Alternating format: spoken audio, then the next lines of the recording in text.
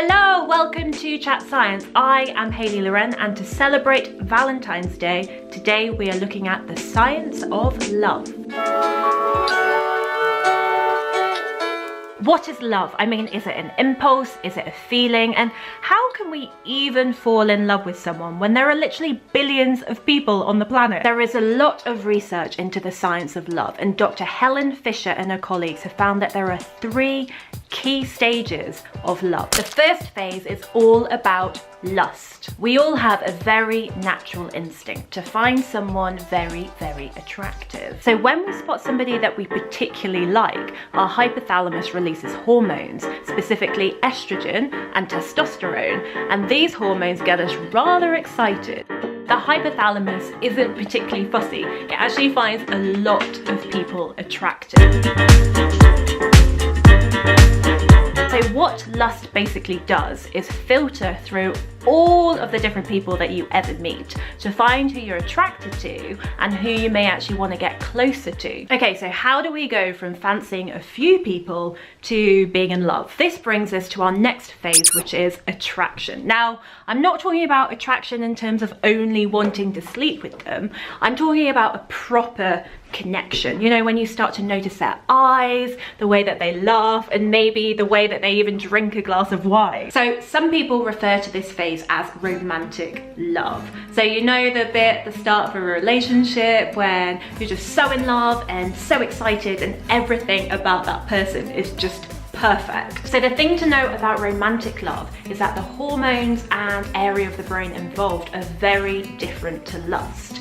So instead of the hypothalamus and instead of the sex hormones, we have got the reward center. Okay, so you know when you've been like craving a chocolate bar all day and then you actually manage to eat it and it's so satisfying? That is the reward center. Love, romantic love, is really similar in that it's all in the reward center and it's all about the release of dopamine. So what's really interesting is that when you are romantically in love, your dopamine levels don't just increase when you're with the person, they increase all the time. So your base levels, I've got a very fancy diagram here, your base levels of dopamine are basically a lot higher. What makes romantic love even more intense is that the areas of the brain linked to addiction, like addiction to alcohol and drugs, are also active when you are in love. So love is basically an addiction. Okay, so we've established that lust is responsible for making us want to have sex with lots of different people, and we know that romantic love is exciting and strong and makes us live on cloud 9. But if we lived there all the time, we won't really get anything done because we'll just be distracted the whole time.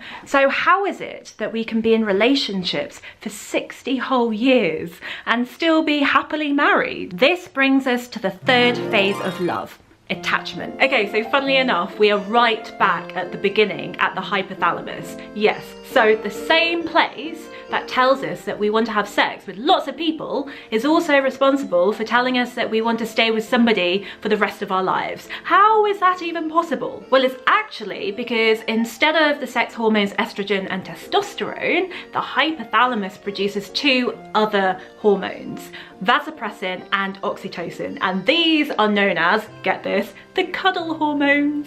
So cute. Oxytocin and vasopressin are hormones that bond us, calm us, and make us feel secure. These are hormones that are released when you're cuddling in bed, when you're chilling out watching Netflix and your partner brings you a cup of tea, and they're the hormones that makes you want to build a life together and build a family. So I guess in a completely unromantic way, love is all about hormones, and it's all about different areas of the brain being active. And different hormones and different areas of the brain are active depending on the stage that you are at in your relationship. So when you're at the beginning and you're full of romantic love, then it's all about dopamine. And then when you've been together for quite a long time, so several years, then it's all about the attachment phase and the vasopressin and the oxytocin. And that is what cements us to make us want to build our families together. Thank you so much for watching. I hope that you enjoyed learning about some of the science behind love. If you found it really interesting and you actually want to learn some more, then I provided quite a few links in the description because I had so much research and it's really fascinating. Do remember to subscribe if you like the videos and check out some of my other stuff. Click my face at the end of this video and remember to ding the bell as well so that you actually get notifications of when I upload something, which is also very useful. But what I want to know from you, because it's Valentine's Day, is what is your favourite romantic comedy? I was having a debate with my friends the other day about this and I really want to know yours. So I will see you very soon. Bye!